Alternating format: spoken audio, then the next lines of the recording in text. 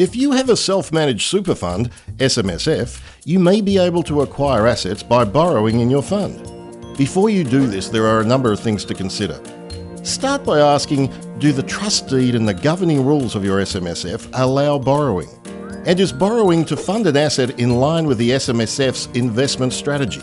Under superannuation law, an SMSF can be used to borrow against any type of asset, including property and other investment assets like shares or units in managed funds, as long as it continues to meet the sole purpose test. Borrowing in an SMSF can be complex and some restrictions do apply. The asset purchased with the borrowed funds must be held in a separate trust to the SMSF. This separate trust is called a holding trust, and it is the legal owner of the asset, while the SMSF is the beneficial owner.